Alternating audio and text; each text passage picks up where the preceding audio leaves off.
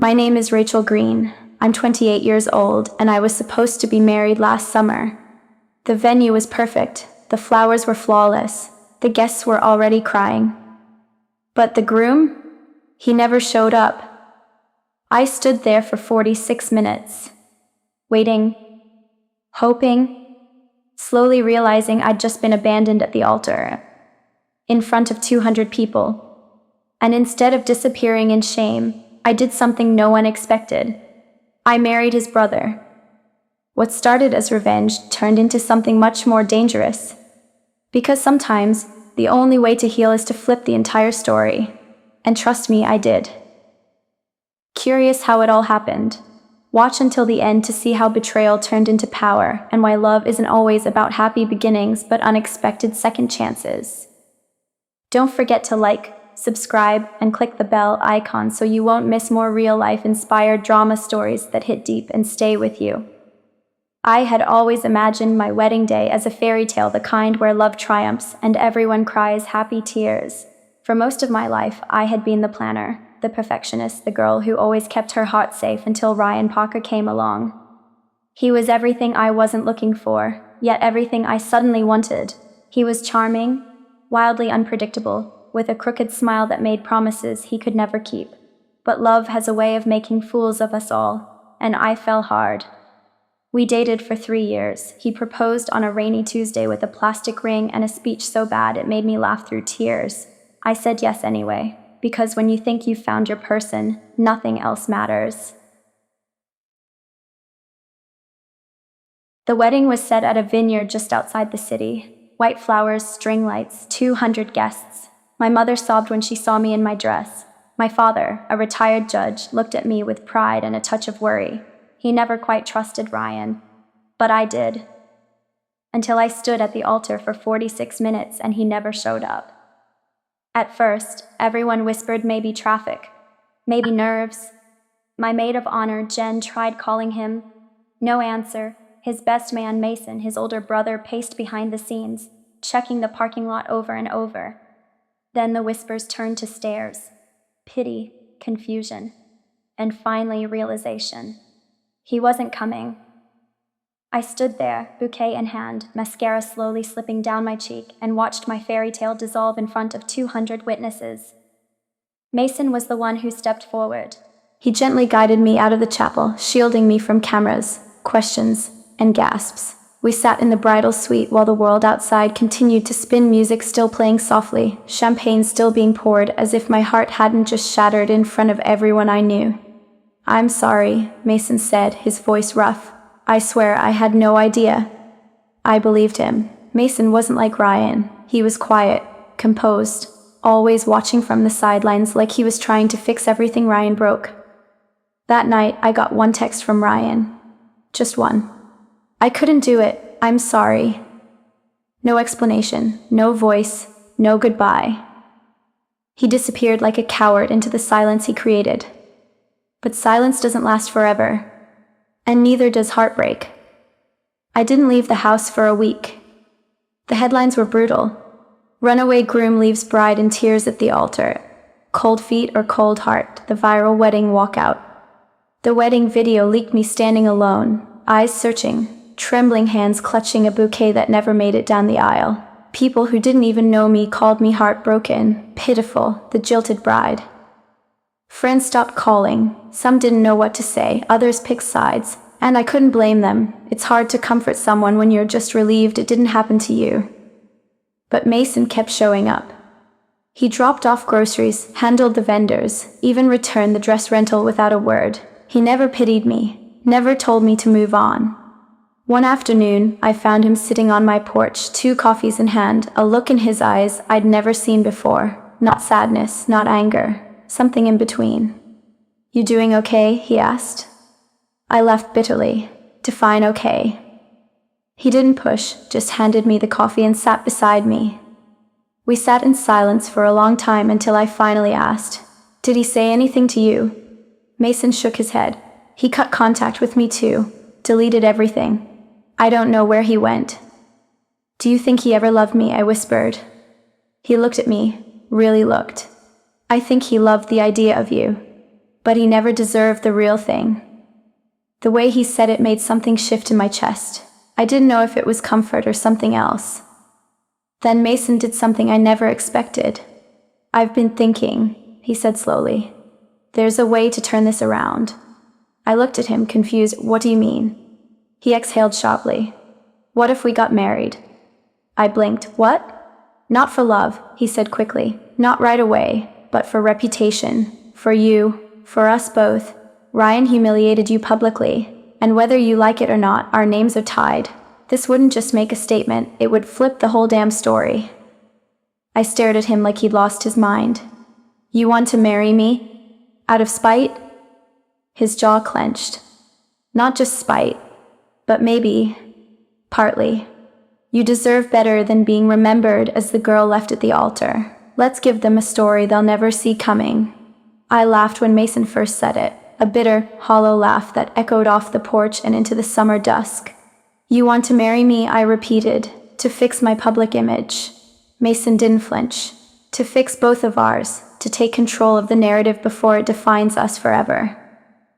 I stared at him, trying to decide if this was madness or brilliance. Probably both. "You don't even like the spotlight," I said. "Exactly," he replied. "That's why I want to end it quickly." I didn't respond. How could I? I had just been abandoned at the altar by one brother, and now the other was proposing a paper marriage to undo the damage. "Think about it," he said softly before walking away. "You don't owe me anything, but you deserve to stop being the punchline." The idea stuck in my mind like a splinter.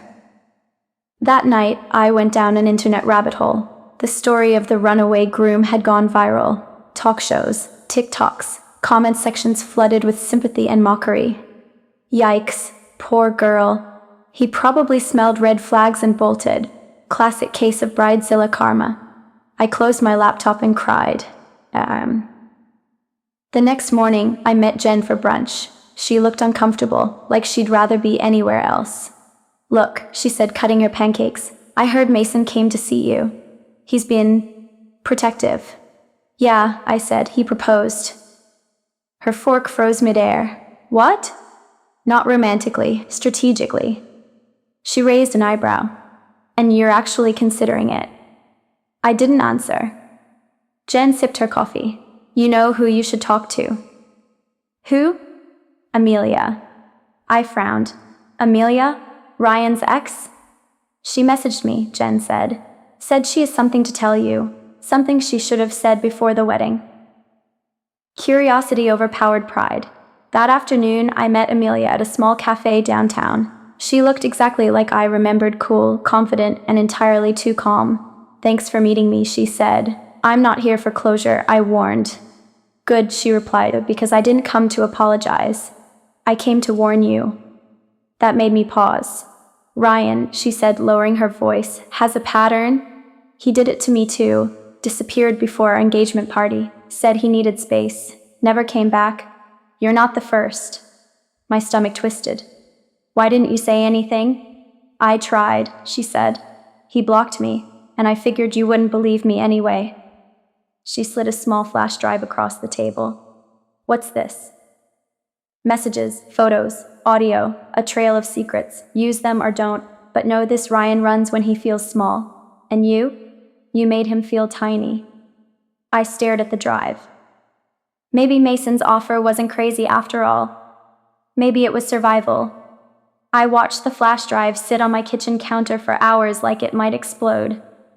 Inside it was evidence not just of Ryan's betrayal, but of who he truly was. A coward in a tailored suit. A man who played with hearts, like toys he never planned to keep. When I finally opened the files, I found voice notes he sent Amelia weeks before my wedding. "I don't know if I'm ready. I think she's too much for me. I wish it was still you sometimes." It was worse than a knife, it was slow poison, but it also lit a fire. He didn't just leave me. He planned it.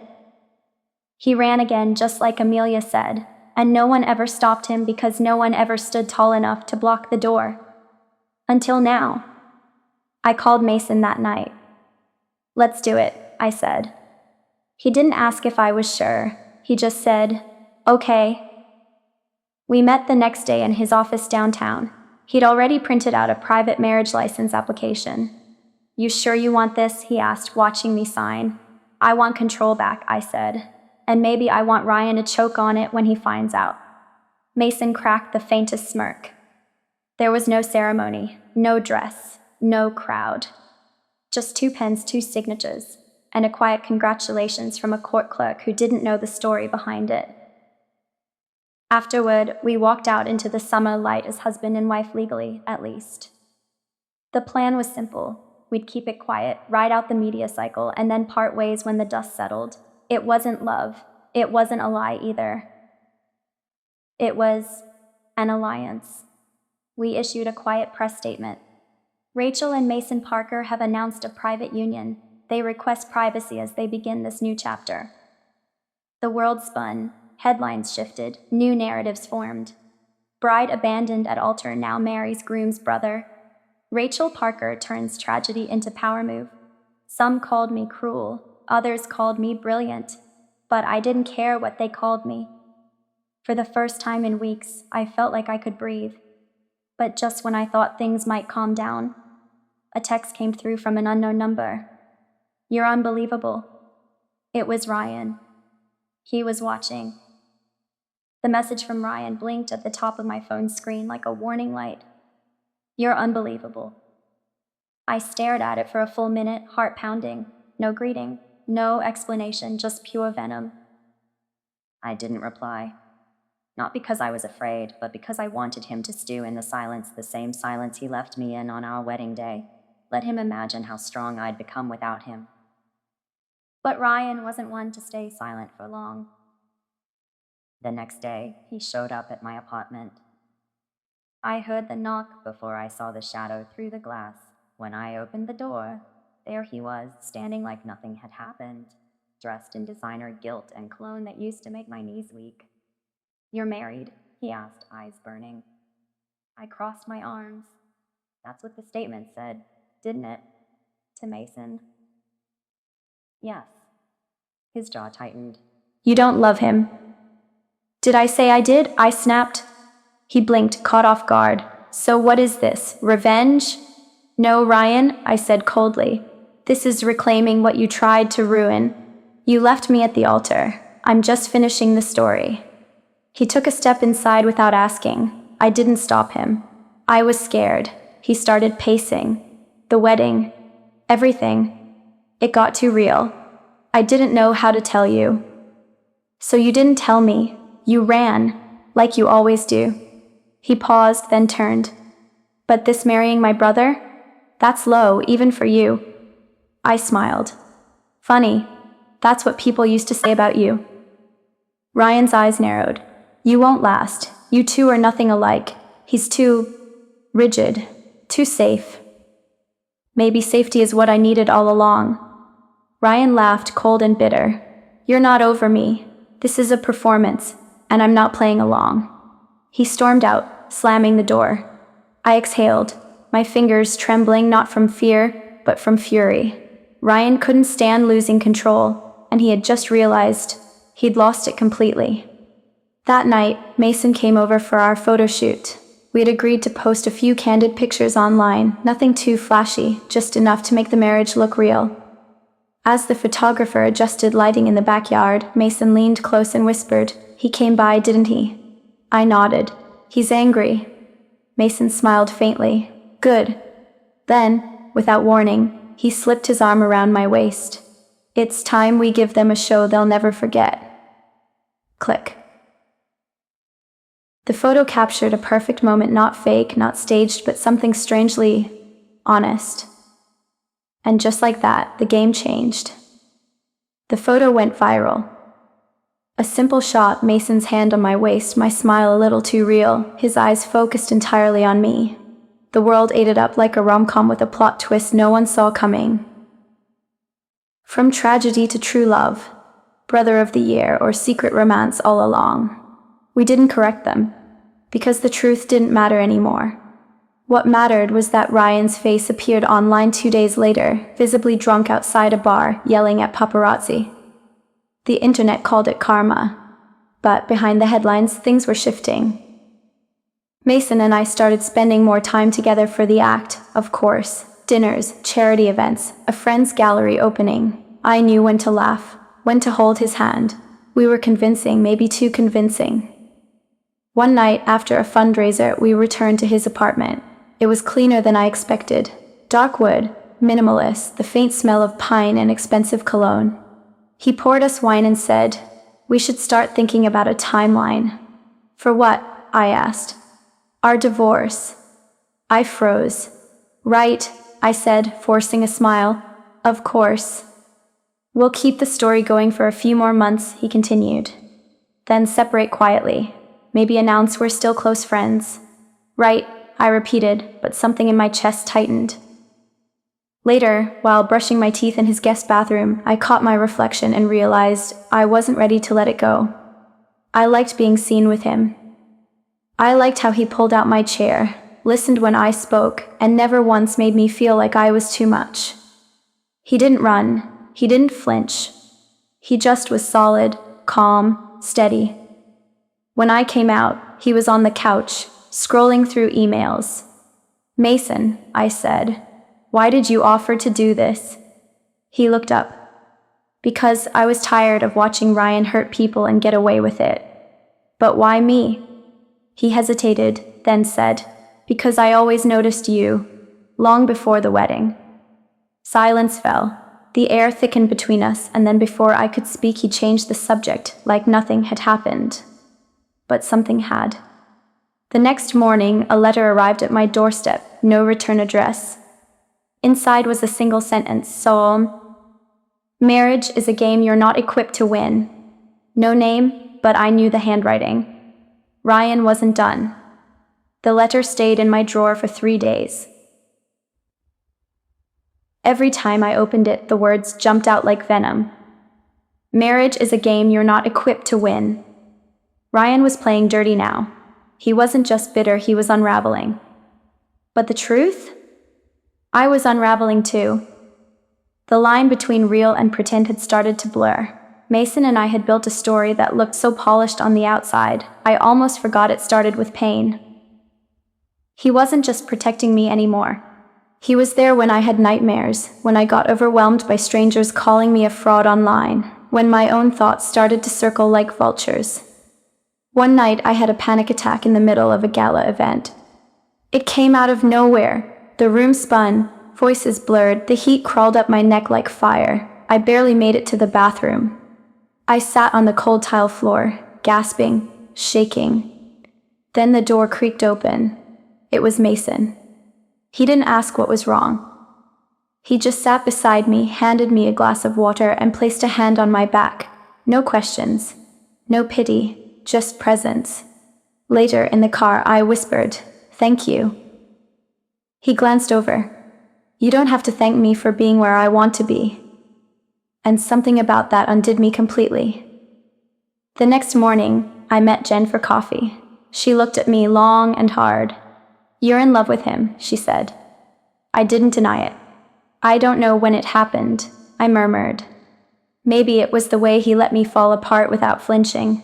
Maybe it was just the way he sees me. She smiled. "The world may think this was about revenge, but maybe it was just the long way home." But love isn't safe. And it's never simple. Later that evening, we found out Ryan had gone to the media with his version of the story. I left because I knew she was in love with my brother. Headlines exploded, comments turned. Some believed him. Some doubted me. And for the first time, Mason looked uncertain. "We might have to pull back," he said. "This could ruin your career." "What about you?" I asked. "I'm not worried about me." "But I am," I said, voice breaking. "Because I don't think this is fake anymore." He looked up, then slowly reached for my hand. And just as our fingers touched, the door burst open. A stranger stood in the doorway, holding a manila folder and a cruel smile. "Rachel Green," she said. "You've been served." I froze. Inside the envelope was a lawsuit. From Ryan. For defamation and emotional damages. I sat at the kitchen table staring at the legal document in my hands, Plaintiff Ryan Blake Parker. Defendant Rachel Green. Claim: defamation, emotional distress, and slander. It felt surreal. He was the one who left me at the altar. He was the one who vanished and humiliated me. And now, somehow, I was the villain in his rewritten version of events. Mason stood across from me, jaw clenched. This is insane. He doesn't have a case. He has headlines, I muttered, and if he controls the story, he might not need facts. We called a lawyer that night, a fierce, no-nonsense woman named Camila Torres. She read the suit and raised an eyebrow. This is a stunt. He's trying to rattle you. But if it goes to court, it'll get messy. I don't care about messy, I said. I care about truth. Mason remained quiet the entire meeting. When Camila left, I turned to him. You haven't said much. He took a long breath. Because I've been lying to you. Silence. What do you mean? I asked, hard in my throat. I didn't offer this marriage just to fix your image, he said. I didn't even do it just to get back at Ryan. My pulse quickened. I did it because I've loved you for years, he said. The words hit me like a wave. You never saw it, he continued. Because I stayed in the background. I watched Ryan screw it up over and over, and I kept thinking, if she were mine? Tears stung my eyes. And then he left you. And I saw my chance not to take advantage but to be there the way I always wanted to be. I didn't know what to say. I felt everything and nothing all at once. And I promised myself I wouldn't say anything unless you felt the same, he added, voice softer now. But if we're going to fight this, I want you to know where I stand. I sat down slowly, head spinning. This started as revenge, I whispered. But now, I don't know what's real anymore. He took my hand. Then let's make it real. Before I could respond, Camila called back. I just got wind Ryan plans to leak more evidence tomorrow. Texts, voicemails, anything to prove you married Mason just to hurt him. I exhaled shakily. Should we get ahead of it? She asked. No, I said, gripping Mason's hand tighter. We go through it. I didn't sleep the night before the press conference. My phone wouldn't stop buzzing headlines, hate comments, twisted narratives written by people who didn't know me but acted like they owned my life. Ryan had released everything. Old voicemails I'd left in panic, snippets of text taken out of context, even clips from our engagement party painted as proof that I'd planned to humiliate him by marrying Mason. He was rewriting the story again, and this time the world was listening. But I refused to be silent. We booked a small venue, no glitter, no PR tricks, just truth. Mason stood beside me, our hands clasped behind the podium. Camila kept her notes brief. And then I spoke. My name is Rachel Green. I was left at the altar by Ryan Parker, a man I once believed loved me. What followed was grief, humiliation, and months of silence from someone who should have at least had the courage to speak to me face to face. I paused, letting the cameras click. Then Mason, his brother, stood beside me when everyone else disappeared. And no, we didn't fall into some picture-perfect romance. We made a choice, one grounded in pain, resilience, and survival. I looked directly into the lens. We turned something broken into something strong. We created a marriage that may have started as a contract, but became something more, something honest. I could feel Mason glance at me. My voice remained steady. If Ryan wants to sue me for defamation, he can, but truth is defamation, and this marriage isn't a performance, not anymore. I stepped back from the mic. For a moment, silence, then applause, not thunderous, but steady, real. That night, the tide began to turn. The headlines changed. Rachel Green breaks silence and shatters the internet. Maybe Mason was the right brother all along. But the real shift came later. We returned to Mason's apartment, drained and wired at the same time. He poured wine, same as always. But this time, there was something different in his eyes. I meant what I said, he told me. So did I. And without another word, he kissed me. Not for the cameras, not for the plan. For us. The lines had disappeared completely. Ma, and for the first time, I didn't care what the world thought. The press conference had shifted public perception, but Ryan wasn't finished. 2 days later, we received a notice, court date set for next month. His legal team was pushing hard, claiming intentional character sabotage. They even accused Mason of coercive conduct, which nearly made Camilla spit out her coffee. He's grasping, she said, flipping through the files. But if he drags this into court, the jury won't care about feelings, they'll want proof. And then we got lucky. No, not lucky, just finally seen. It came from the most unexpected place, a former staff member from the wedding venue, a young sound tech named Diego who had worked the AV booth that day. He emailed us out of nowhere. Subject line, "You need to hear this, oh." Attached was a 9-minute audio file, unedited, time-stamped. It was recorded the morning of the wedding in a back room at the venue. Ryan's voice was unmistakable. "I'm not ready." "Then tell her, Ryan," said a man I didn't recognize. "She'll be fine. She's strong. Besides, she'll probably thank me one day. You can't just leave. Watch me." Then silence. Then footsteps. Then the sound of a door opening and closing. I sat frozen. Mason played it again, jaw tight. "This changes everything," Camilla said. "It proves he planned to abandon you and shows intent. If we submit this in court, it won't just shut down the lawsuit, it'll destroy his image permanently." Mason looked at me. "What do you want to do?" I took a deep breath. I had every right to ruin him, every reason, but something in me hesitated. "I want to win," I said, "but I don't want to become him." Camilla nodded. "We don't have to leak it, we just submit it as evidence, let the law do the rest." The next morning, Ryan's lawyers called to discuss settlement. He knew. The tape had struck a nerve deeper than any headline ever could. Mason and I met on the courthouse steps, the audio file securely stored and sealed. The trial might still move forward, but Ryan's threats had lost their teeth. "You could have burned him down," Mason said. "Why didn't you?" "Because I've already won," I whispered. I didn't expect to see Ryan again before the court date. But life has a way of circling back. It happened in the quietest of places, a bookstore, not a glamorous courtroom or a headline-making ambush, just a quiet Tuesday morning, me reaching for a copy of a memoir on resilience. And there he was, in the same aisle, holding nothing. He looked smaller than I remembered, not physically, but somehow deflated, the charisma gone, replaced by something closer to shame.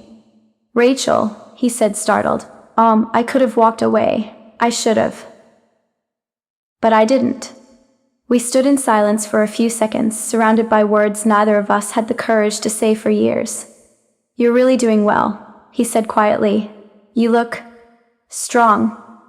"I am," I replied. "You don't get to break me twice." He nodded. "I know. I was selfish. I was scared. But I never thought you'd marry him." I raised an eyebrow. "Why not?" "Because he was always the one who did the right thing. He played safe. I took risks. He followed rules. And look who's still standing," I said flatly. Ryan winced. "I loved you, Rachel. In my own way," he said, and "that was never the problem," I replied. "The problem was it was always your way." He looked down. "I didn't come here to argue. I just wanted to say, I'm dropping the lawsuit. You don't owe me anything." I blinked. "Why now?" He gave a hollow laugh. "Because I listened to that tape, and for the first time, I heard myself, really heard myself. And I hated what I sounded like." We stood there, both older now, both worn down by battles we started and lost. "I hope you're happy," he added, almost in a whisper. "I'm learning to be," I said. "With Mason. It's real now." He nodded once, then turned to go. But before he left, I said, "You didn't just run from me that day. You ran from yourself. I hope one day you stop." He didn't respond. He just walked out this time, quietly. And somehow, that silence was closure. Later that night, Mason found me sitting in the garden of our apartment. I told him what happened, about Ryan, the bookstore, the apology. He didn't look threatened. He just asked, "Are you okay?" I nodded. Actually, for the first time in a long while, I am. He kissed my forehead, then said something I didn't expect. "Let's renew our vows." I laughed. "We didn't have vows." "Then let's start fresh. Not out of revenge, not out of headlines, but because I love you." Tears welled up in my eyes. "Then let's do it right," I whispered. There were no guests this time. No white dresses or wine glasses clinking. No pressure, no performance. Just me, Mason, and the sound of waves in the background. We stood barefoot on the edge of a quiet beach at sunrise, the sky painted with soft pinks and oranges, as if the universe wanted to bless our do-over in watercolor. A local officiant stood nearby. She asked if we had prepared vows. We hadn't. But we didn't need them written. Mason went first. "I never imagined I'd marry you like this," he said with a small smile. "But I also never imagined I'd get the chance to love you out loud. I watched you fall, and I watched you rise, and through it all, I never stopped hoping you'd one day see me, not just as Ryan's brother, but as someone who was always quietly standing by your side." I felt my breath catch. "My promise is simple," he continued. "I will never disappear. I will never let silence answer your questions. And I will never, ever make you feel like you're too much." I wiped a tear away before it could fall. Then it was my turn. "I used to think love was about fairy tales," I said. "Big gestures, perfect endings, but now I know it's about the quiet things showing up, holding space, choosing each other every single day." I reached for his hand. What started as spite became survival, and what became survival turned into something I never expected. Peace. You are my calm. You are my home. And this time, I say yes with my whole heart. We kissed, the ocean clapping softly behind us. A month later, we closed the lawsuit with dignity. Ryan moved to another city, quietly, no headlines. I was offered a new position at a nonprofit organization helping women rebuild after public betrayal, poetic justice, I suppose. And as for Mason and me, we went back to where it started, not the altar, but the porch. 2 cups of coffee, no cameras, just us. Because sometimes life doesn't follow the script. Sometimes the man you were supposed to marry vanishes, and the man you never saw coming becomes the love of your life. A month later, we closed the lawsuit with dignity. Ryan moved to another city, quietly, no headlines. I was offered a new position at a nonprofit organization helping women rebuild after public betrayal, poetic justice, I suppose. And as for Mason and me, we went back to where it started, not the altar, but the porch. 2 cups of coffee, no cameras, just us. Because sometimes life doesn't follow the script. Sometimes the man you were supposed to marry vanishes, and the man you never saw coming becomes the love of your life.